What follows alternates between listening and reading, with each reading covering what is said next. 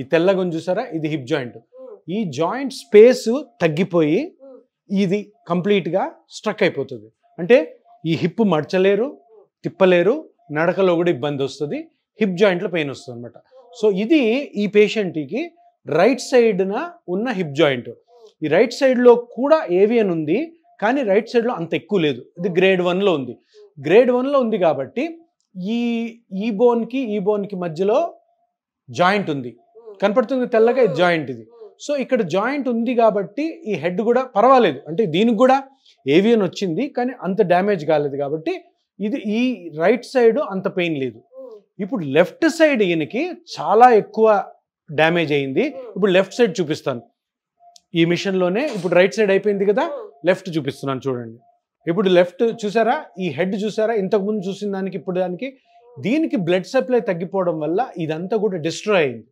అంటే ఇది డిస్ట్రాయ్ అవ్వడం వల్ల ఈ బోన్కి ఇక్కడ కొంచెం స్పేస్ ఉంది, ఇక్కడ లేదు చూడండి, ఇక్కడ తెల్లగా ఉంది, ఇక్కడ లేదు చూసారా, ఇక్కడ స్పేస్ పోయి 2 బోన్స్ దగ్గర అతుక్కున్నాయి, సో కదలట్లేదు. సో మనము ఇప్పుడు ప్లాస్మా థెరపీ ద్వారా ఈ జాయింట్లో గల గుజ్జును కానీ పెంచామనుకోండి, పెంచితే ఇప్పుడు ఆ స్పేస్ ఫామ్ అయ్యి మళ్ళీ ఫ్రీ అవుతుంది అనమాట. సో మామూలుగా ఆపరేషన్ ఏం చేస్తారు, ఇదంతా తీసేస్తారు, అబ్బో ఇదంతా తీస్తారు, ఇది అవసరం లేదు. ఇప్పుడు